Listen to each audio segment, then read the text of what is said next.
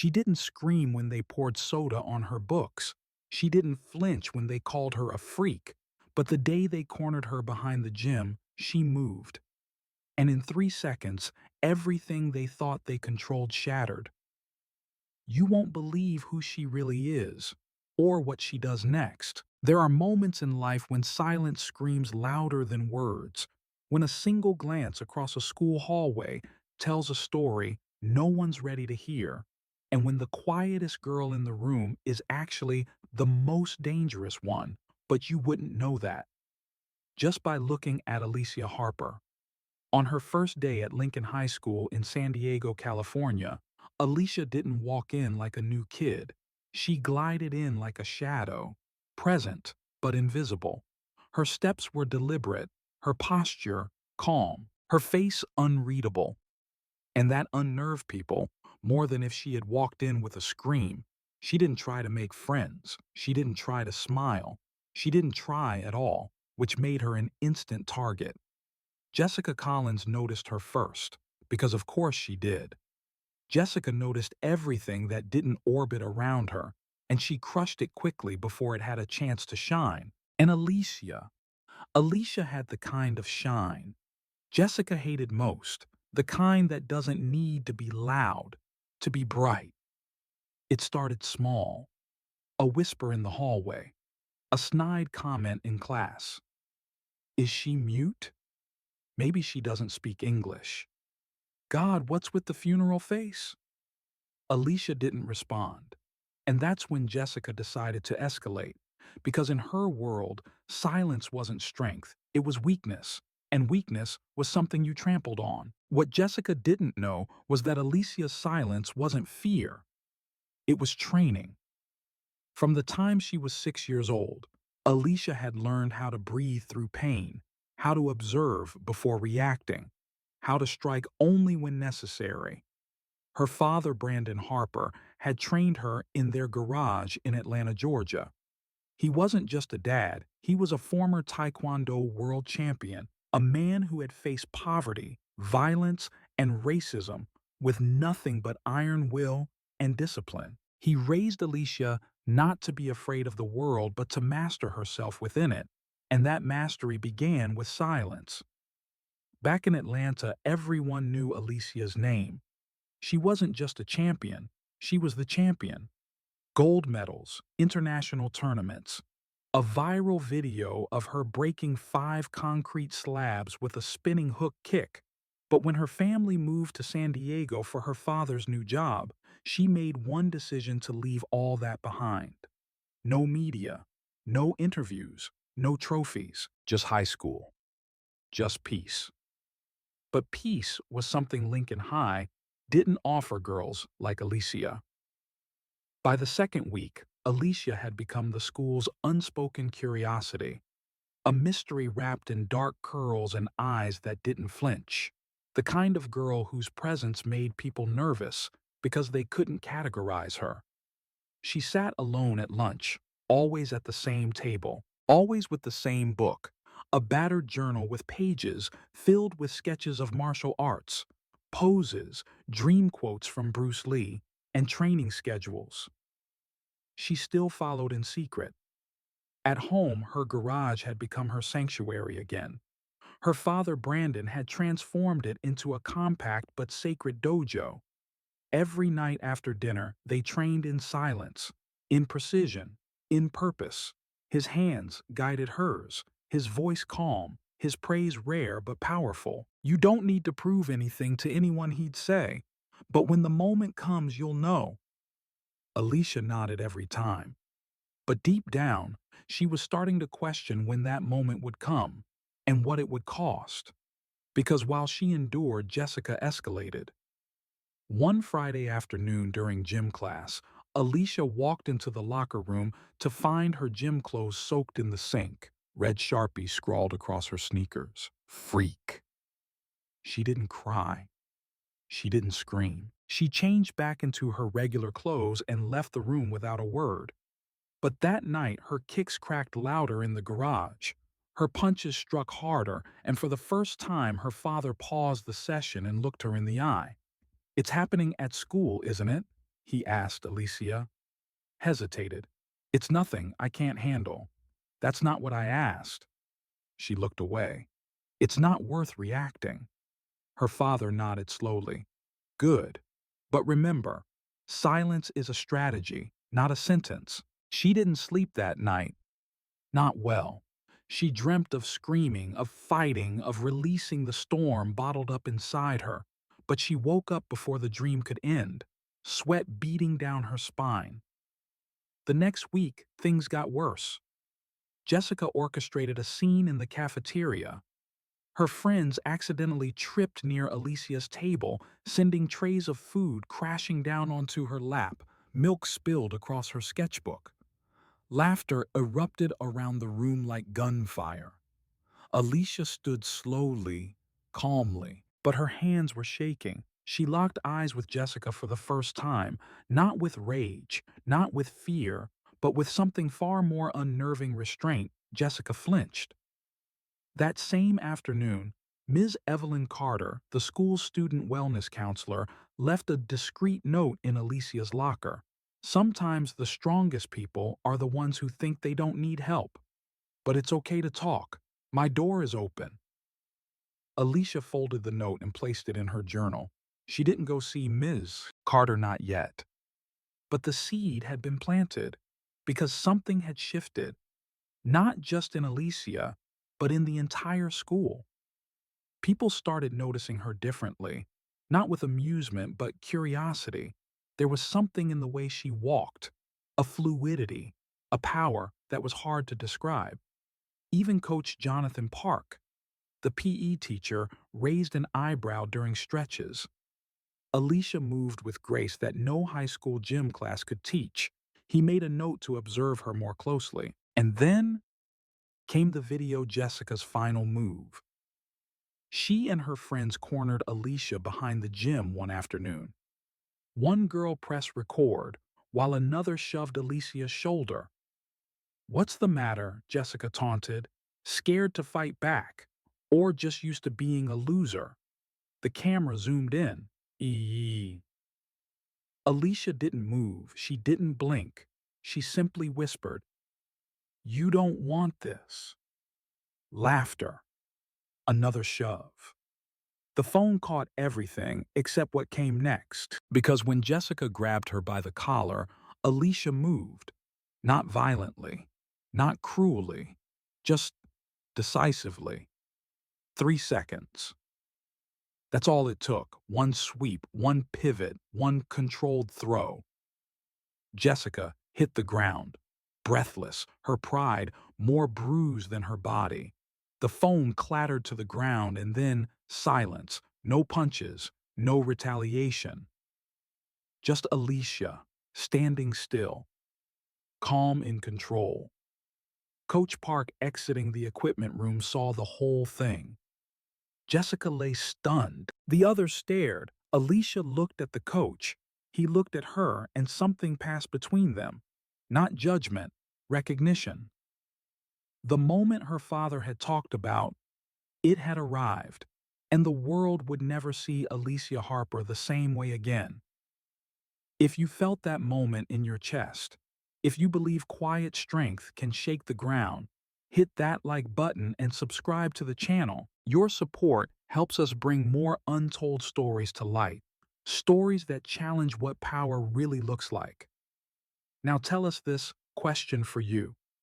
When you're faced with injustice, what's the more powerful move? A strike back immediately and show them your strength. B. Stay calm, wait for the right moment, and let your actions speak louder than words. Drop your answer A or B in the comments.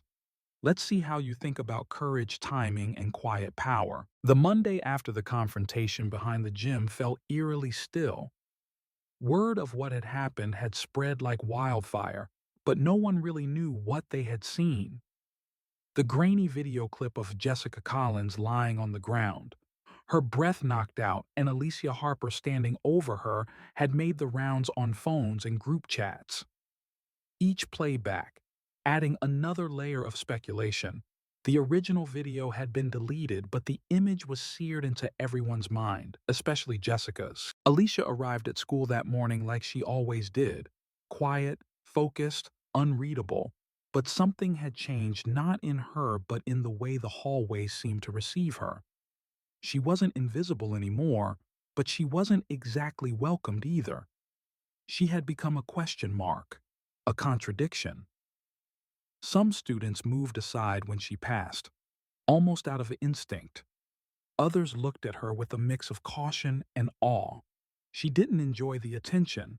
It wasn't what she came to Lincoln High for. Inside the classroom, she kept her eyes on her notebook, scribbling quietly in the margins while lectures droned on.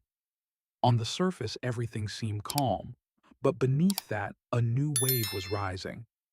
Jessica's embarrassment had curdled into something bitter, and though she hadn't spoken to Alicia since that day, her silence felt more dangerous than any insult. It wasn't over. One afternoon, Alicia opened her locker to find it filled with shredded paper soaked in soda. Her books were ruined, her journal warped and stained, the same journal that had carried her sketches, her father's quotes, her training notes gone. She stared at it for a long time, not in anger, not in sadness, but in disbelief. She had expected backlash, but not like this. She quietly cleaned the mess as other students walked by. Some glanced at her with pity. A few stopped and offered help, but she declined.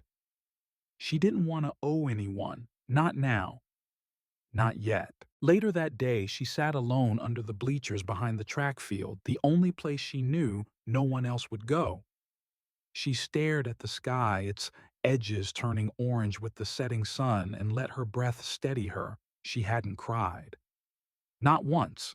But this wasn't about tears, it was about pressure, and the pressure was building. At home, her father noticed her silence growing heavier. "You're training harder than usual," he said as they finished their evening workout. Alicia wiped sweat from her brow. "I'm trying to stay in control." Brandon sat beside her on the edge of the mat. "Control is good, but don't confuse silence with suppression. One's discipline, the other's a ticking clock." She didn't respond, but the truth of it sat with her. Long after that night, Alicia couldn't sleep. The dreams were louder now, not of fighting but of watching, watching herself endure, watching herself swallow every humiliation, every violation of her space, every taunt that burrowed under her skin. She woke before dawn and went outside barefoot, feeling the concrete chill under her feet as the first light touched the horizon. She stood there for a long time, arms folded across her chest, whispering her father's words like a mantra. At school, Ms. Evelyn Carter had been paying attention. Alicia hadn't come to her after the note, but that wasn't surprising. Miss T. Carter had seen enough students to know which ones needed space before they could ask for support, so she watched quietly, carefully. And when Alicia passed her office one afternoon, she gently stepped out. "Alicia," she said softly, "I heard about what happened to your locker.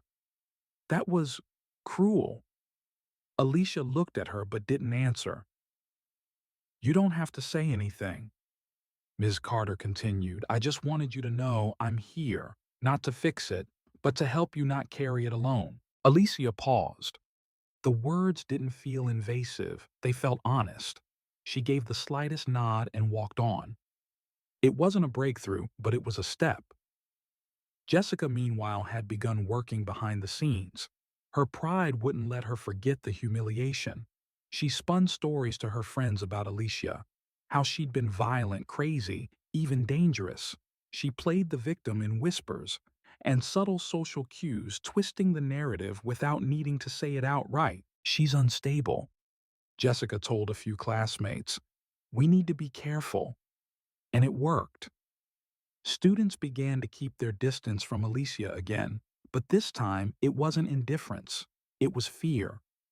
Alicia felt it in the air, in the way people stared but didn't speak, in the way some teachers looked at her with vague suspicion, in how even the assistant principal asked her to come in for a routine check-in, casually asking if everything was okay at home. She answered calmly. She lied. Everything's fine. But nothing was fine. In PE class, the following week, Coach Jonathan Park noticed her movements. He watched her during warm-ups, during drills, during every foot placement, every pivot. She was extraordinary, too precise, too practiced. It wasn't just natural talent, it was years of discipline. He approached her gently after class. "Ever think about joining the martial arts club?" he asked. Alicia looked up.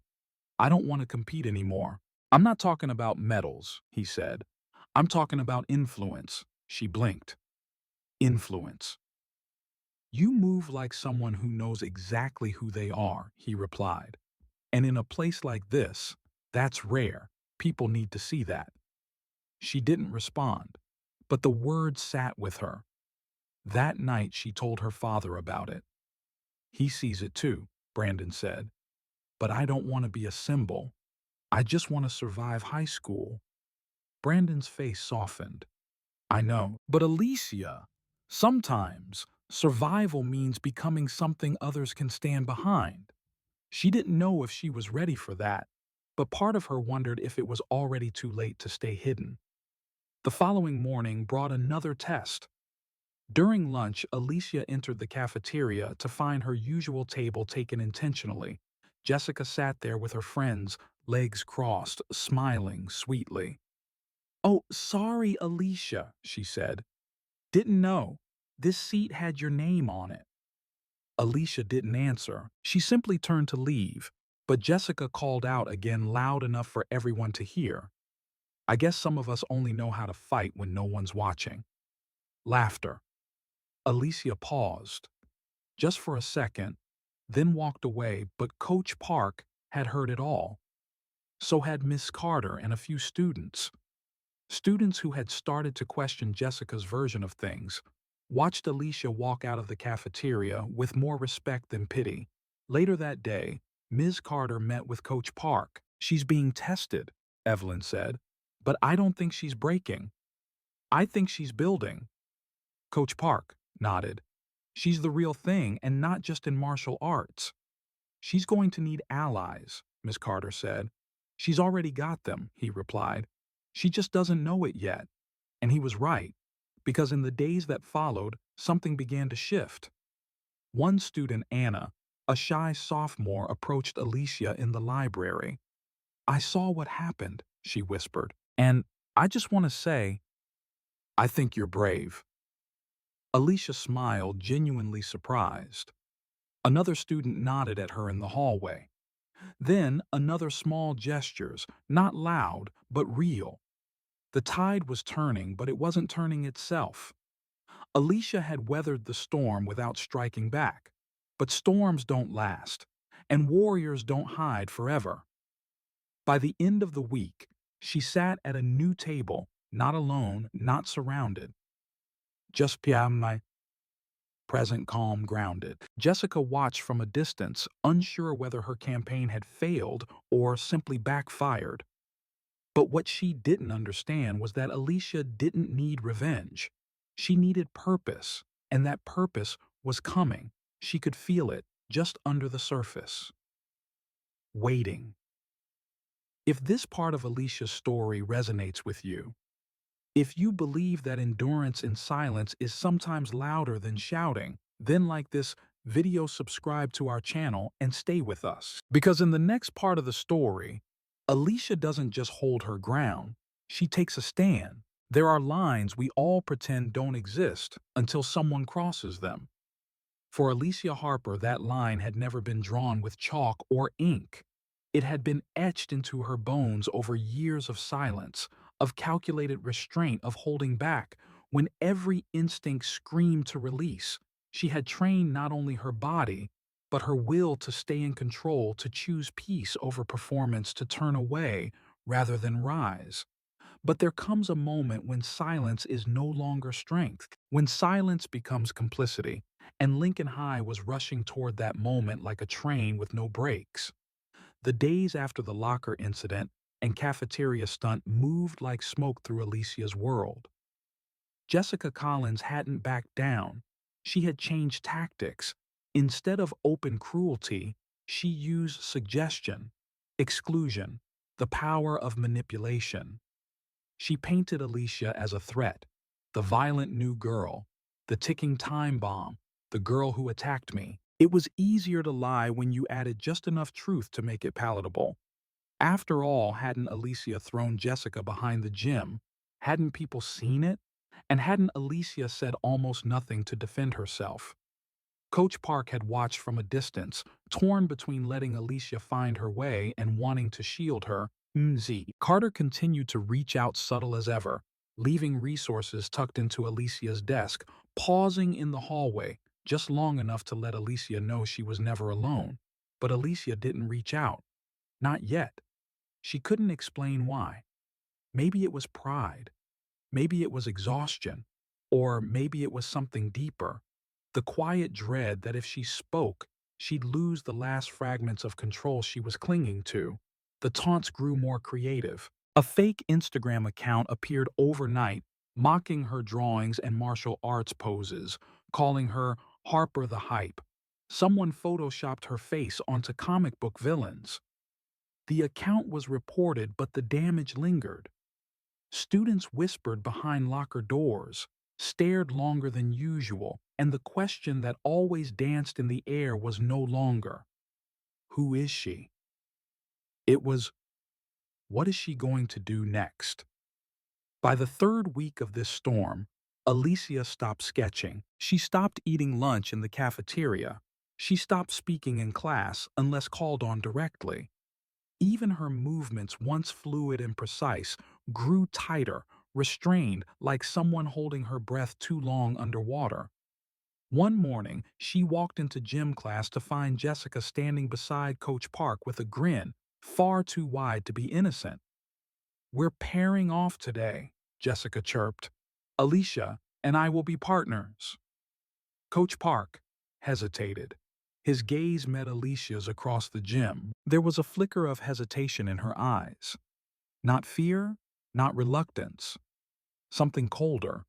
"Are you okay with that?" he asked gently. Alicia nodded. "Yes, coach." The class was learning basic hand-to-hand defense. It was supposed to be controlled, instructional, but Jessica had no interest in learning. She was playing a game, and Alicia could feel it the second they squared up. Jessica lunged first too fast for a beginner. Alicia stepped aside effortlessly, catching Jessica's elbow and redirecting her energy with a fluid turn. Laughter bubbled from the group. Jessica flushed red. "Try again," Alicia said calmly. Jessica came harder this time, her movements clumsy but aggressive. Alicia caught her wrist, applied light pressure, and stepped behind her, gently locking her arm without harm. Jessica yanked free, yelped dramatically, and dropped to the mat. "She's hurting me!" Jessica shouted. The room froze. Coach Park stepped in immediately. Harper stepped back. "I didn't," Alicia began, but Jessica was already tearing up. She twisted my arm. "Look at my wrist." Several students looked away, unsure. They hadn't seen it. Not clearly, but the story was already writing itself. After class, Alicia sat on the bleachers outside the gym, clutching her water bottle like it was the last thing tethering her to Earth. Coach Park joined her. Minutes later, "I believe you," he said. Alicia didn't answer. "But this is getting out of hand," he continued. "I can't protect you from how people perceive things. I need you to let someone help. Talk to Mrs. Carter. Or your dad." She finally spoke. "If I speak up now, it'll look like I'm just trying to undo what she said. Maybe Coach said. But silence won't stop this anymore." That night, Alicia sat on her bedroom floor, the lights off, the air heavy. Her father knocked once, then entered quietly. "I heard what happened," Brandon said. She didn't turn to face him. "I trained you to protect yourself," he said. "Not just from punches, From injustice, too. From lies. Still no response. "Do you know the hardest part of being powerful?" he asked. "It's not knowing you can fight. It's knowing when not to." Finally, Alicia turned. "I don't know who I am here, Dad. Back in Atlanta, I was the girl with the medals, the fighter. But here, I'm either invisible or dangerous. There's no in between." Brandon sat beside her. "You're more than both, but I understand. And when you're ready, the world will too." The next morning arrived with tension so thick it settled over Lincoln High like fog. The gym had been prepped for the annual spring showcase, light-hearted competition where students demonstrated athletic skills in friendly events. Coach Park, to everyone's surprise, announced a new segment, self-defense techniques, a chance to show grace, balance, control. He asked for volunteers. Jessica raised her hand immediately. Alicia didn't, but Coach looked at her across the crowd. Just once, and she nodded. The bleachers filled. Students, staff, and parents trickled in. Jessica wore her signature smirk. Alicia wore her father's advice, like armor. The showcase began with relay races, acrobatic performances, even a few dance routines. Then came the self-defense demo. Jessica went first. She demonstrated a few basic moves with another volunteer, exaggerating each step, mugging for the audience. Her punches were wild, her posture weak, but she knew how to perform, and the crowd laughed when she winked after every move. Then Alicia stepped onto the mat. Silence settled. She bowed. Coach nodded.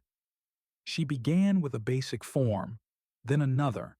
Then a spinning kick so precise, the air itself seemed to pause. Her movements weren't flashy.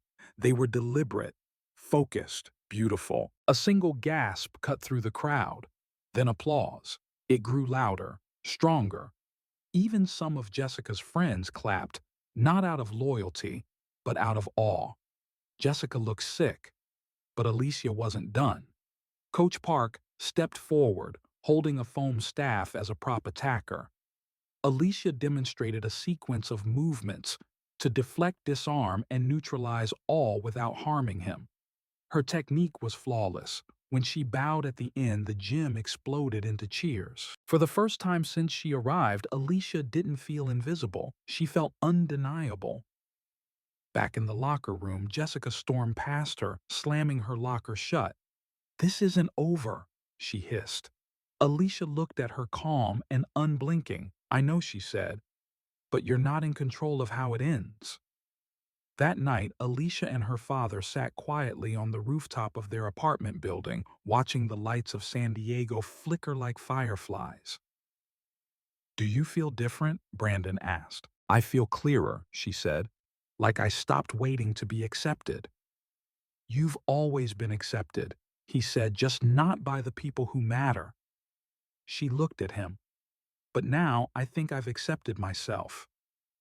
Below them, the city moved on, unaware that a quiet girl with calloused knuckles and a steel spine had just decided to stop surviving and start living. It wasn't the end of the war, but it was the end of her silence.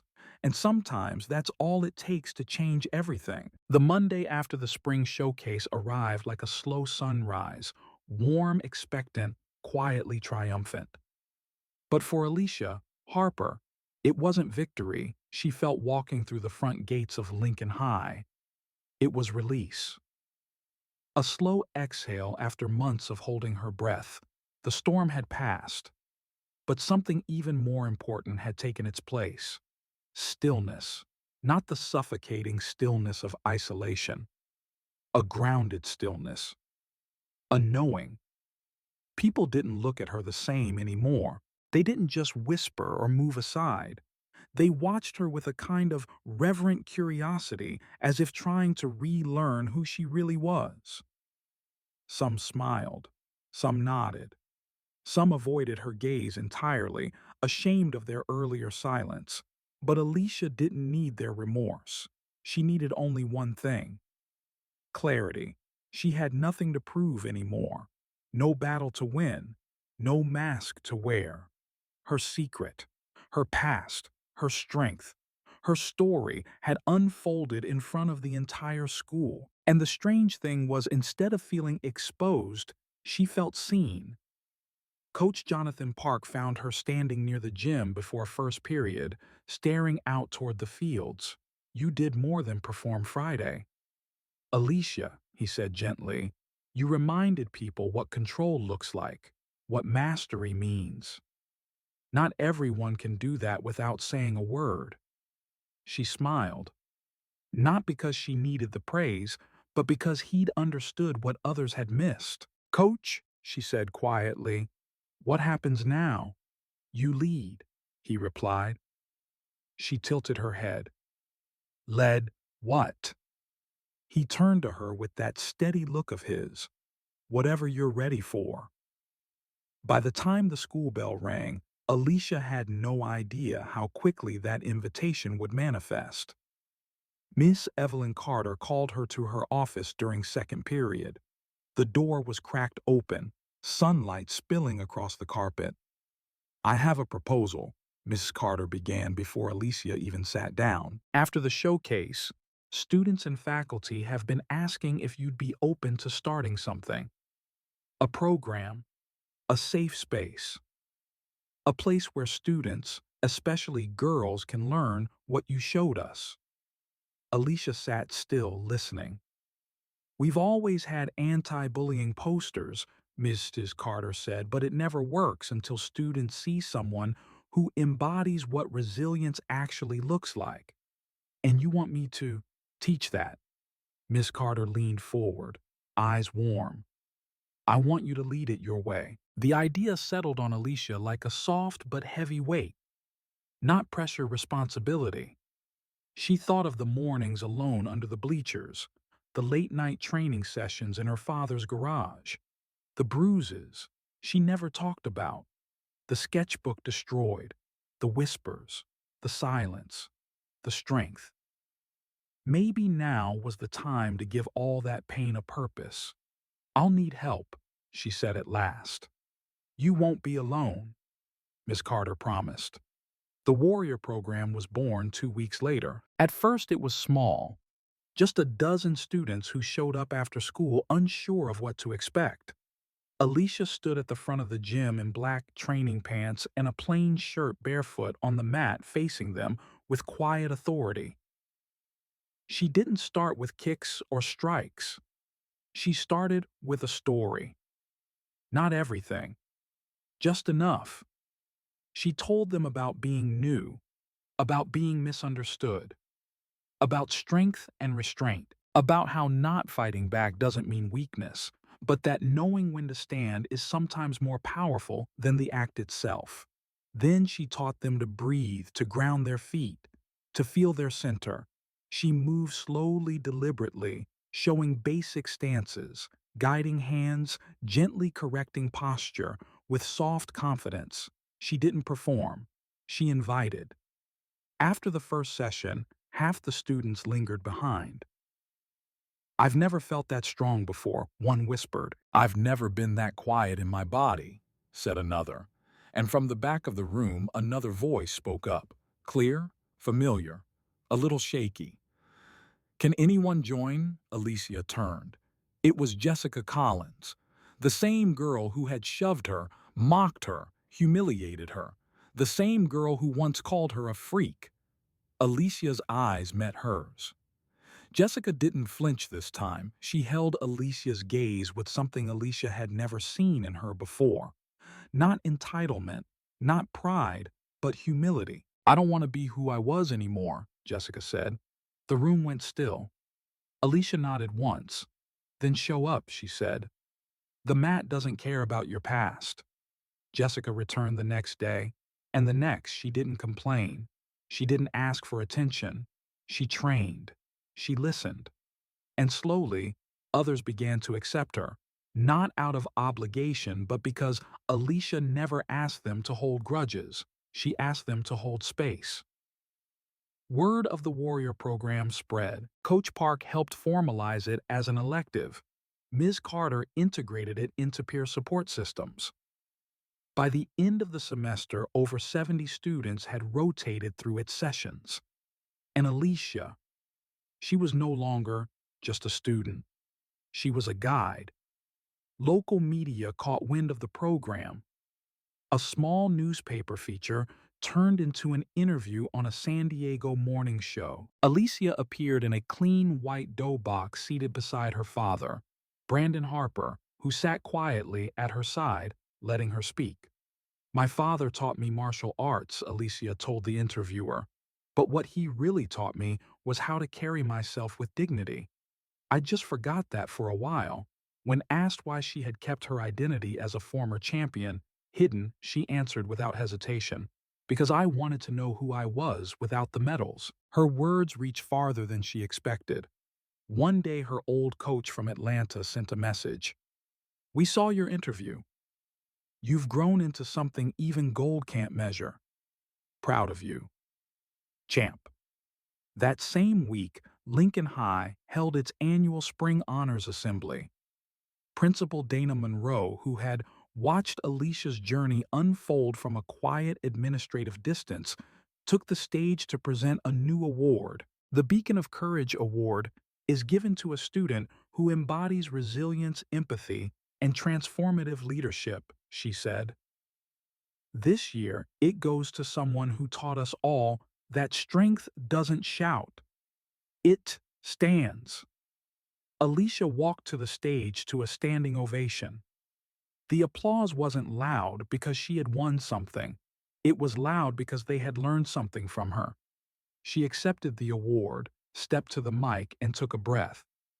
"I used to think silence was my weapon," she began, "that if I stayed quiet, no one could use my voice against me. But the truth is, my silence wasn't protecting me.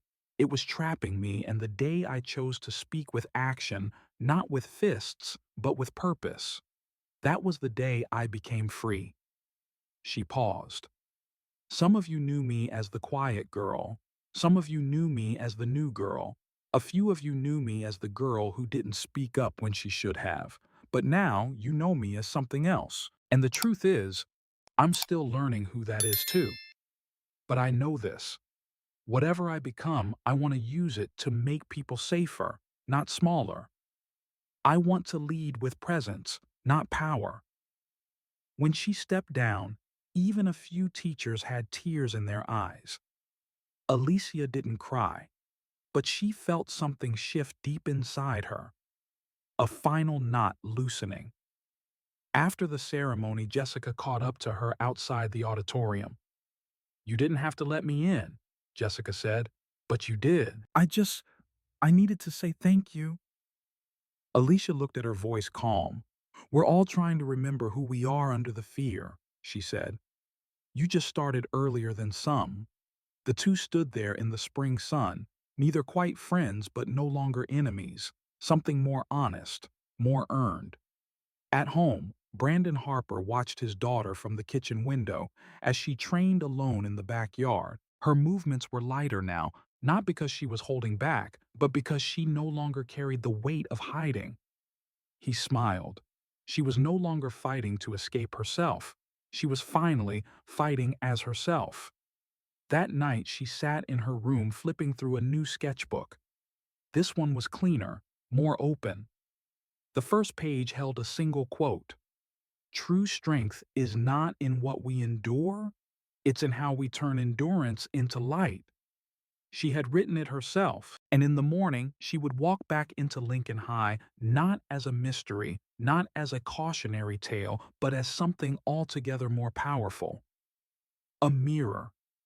A reminder of what strength looks like when it's quiet, when it's generous, when it refuses to break. And that's when she understood something her father had tried to tell her years ago. Champions are not crowned by applause. They are shaped by fire and revealed when they choose to rise from it. The end of the school year always carries a strange energy, part nostalgia, part anticipation. For Alicia Harper, it felt like something entirely different. It felt like the closing of one life and the opening of another, not because the world around her had changed, but because she had. The Warrior program was no longer a pilot or an experiment. It was a cornerstone of Lincoln High. Its weekly sessions had become a sanctuary, not just for students learning how to throw a punch or hold a stance, but for those learning how to hold themselves. The gym filled each week with stories, bruises, tears, and breakthroughs. Alicia stood at the center of it all, not a teacher in the traditional sense, but something deeper. She was proof that transformation was real, that pain could be repurposed. What no one expected, not even Alicia herself, was that the school board had taken notice. It started with a quiet visit. Superintendent Elaine Navarro, known for her tough standards and even tougher schedule, arrived unannounced at one of the Warrior program sessions. She didn't speak. She just watched Alicia guide a group of freshmen through basic forms, watched them stumble, laugh, fall, and stand again. Watched Alicia kneel beside a tearful sophomore and whisper, "You're not weak for feeling this. You're strong for showing up anyway." When the session ended, the gym emptied, but Superintendent Navarro stayed behind. "You've done something rare here, Alicia," she said. "You didn't just stop a cycle, you built something better to replace it." Alicia, unsure how to respond, simply nodded. The superintendent continued, "We're exploring a citywide initiative based on this model, and we want you involved." Alicia's chest tightened. "You mean help build this in other schools? I mean, help lead it." The next days blurred with meetings, calls, paperwork. Brandon Harper was stunned at first, but proud watching his daughter field questions from community leaders with the calm poise of someone far older than 17.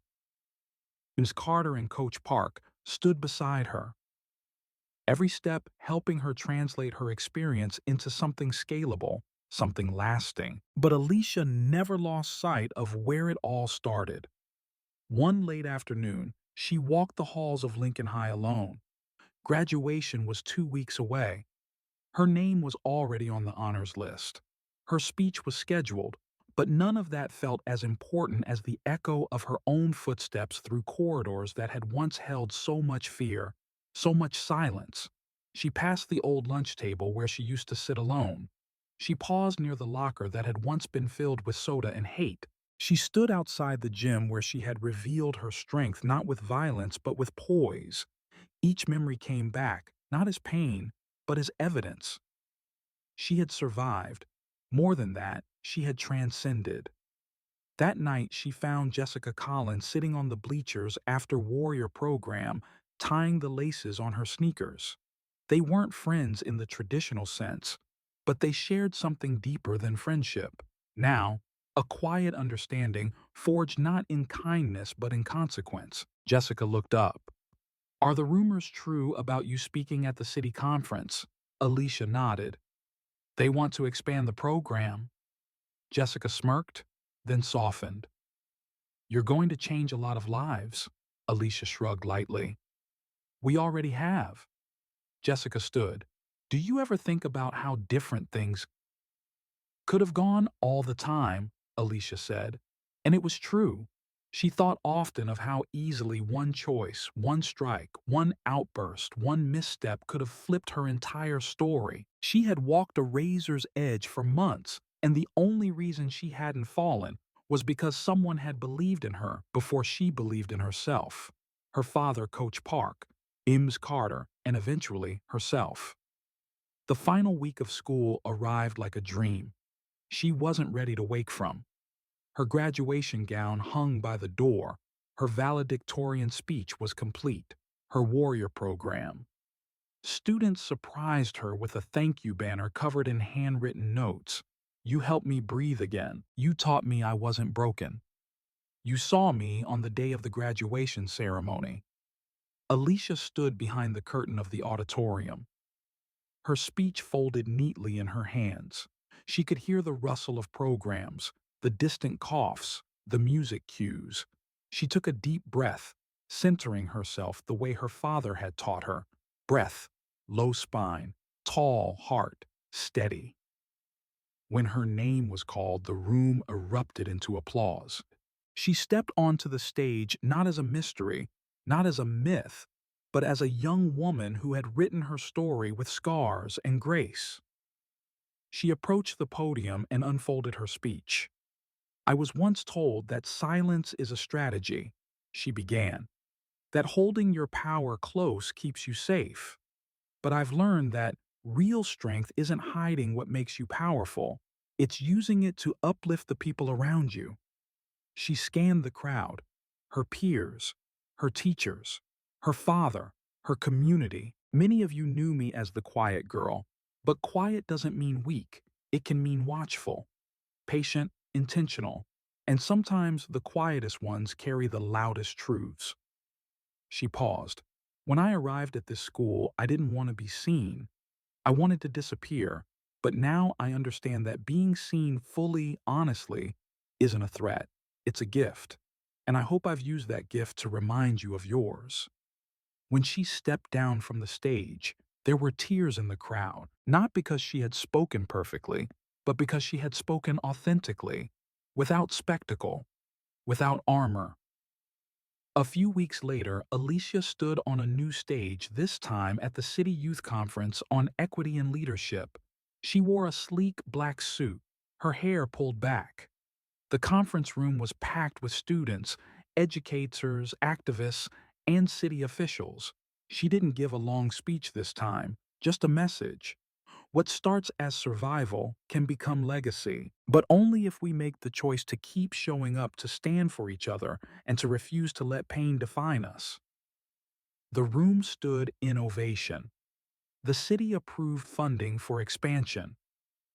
5 new schools launched their own warrior programs within the year, each led by a student, mentor trained under Alicia and Coach Park's model. At home, Alicia's life remained simple.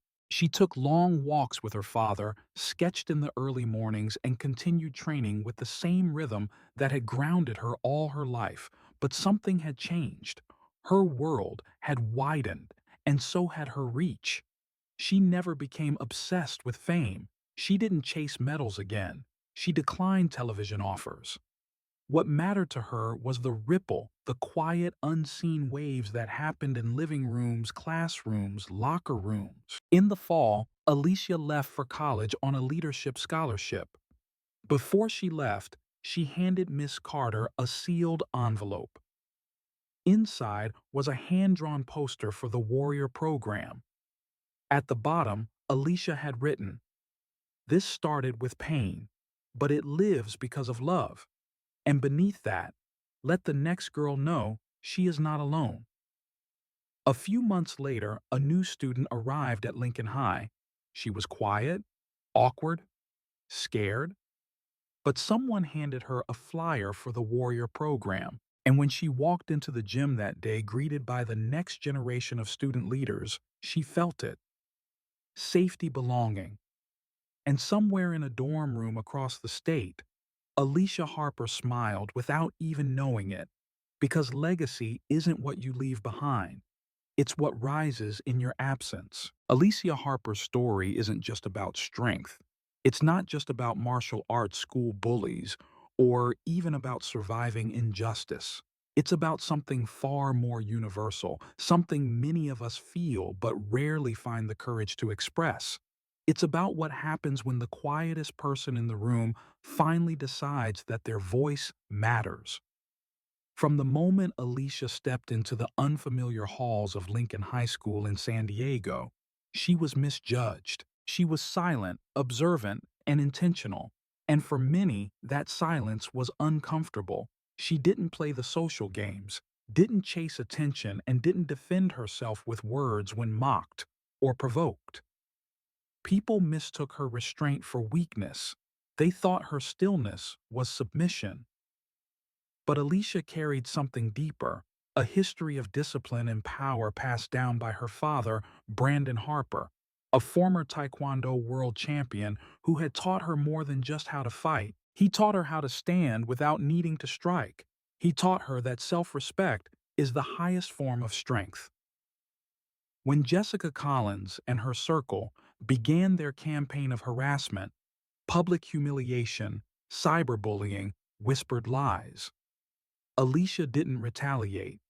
She absorbed, she studied, she restrained, and the more she held back, the more others projected their fears onto her. Until one afternoon behind the gym, Jessica pushed too far. In just a few seconds, Alicia defended herself with control and dignity. She didn't attack, she neutralized. And that moment caught on video, whispered across group chats, and seen by students and teachers alike, changed everything. From there, Alicia's world turned. The lies intensified. She was framed as aggressive, unstable, even dangerous. But instead of reacting with anger, Alicia responded with purpose. When given the opportunity to perform at a school showcase, she chose grace over spectacle. She reminded everyone not just of what she could do, but how she could do it with poise, precision, and restraint. That performance ignited a new chapter. With the support of Coach Jonathan Park and counselor Evelyn Carter, Alicia launched the Warrior Program, an after-school initiative teaching self-defense, emotional regulation, and self-leadership. It began small, but soon it became a movement, a safe space for students who had never felt seen, who carried invisible scars, and who, like Alicia, had learned to survive in silence. What made Alicia's leadership profound wasn't her technique, it was her integrity. She didn't lead to prove herself, she led to create what she had needed when she was at her lowest, a sense of belonging. And the most powerful twist, Jessica, the very girl who once tormented her, asked to join, and Alicia said yes, because she understood that true strength isn't about revenge, it's about redemption. Through this, Alicia taught us one of the most powerful lessons of all, that even those who hurt us can heal if they choose accountability over ego. By the end of her senior year, Alicia wasn't just a student anymore. She was a citywide voice, a mentor, a bridge between conflict and transformation. Her story gained media attention, led to city grants, and sparked new warrior programs in other schools. But even with the awards, the invitations, the applause, Alicia never chased the spotlight. She remained grounded, focused, and when she delivered her graduation speech, she reminded everyone her strength didn't come from the medals she once won. It came from the days she showed up without recognition, without protection, and without approval, and still stood her ground with quiet fire. When she left for college, she passed the torch to the next generation. And in doing so, she left behind not just a legacy, but a blueprint. Restraint is not weakness. Alicia's silence wasn't passive, it was deliberate. In a culture that often rewards loudness, she showed us that maturity lies in knowing when not to act. Pain can become purpose. The very experiences that nearly broke her bullying, isolation, being misunderstood, became the foundation of the Warrior Program. Instead of burying her trauma, she transformed it into service. True leadership isn't about commanding others.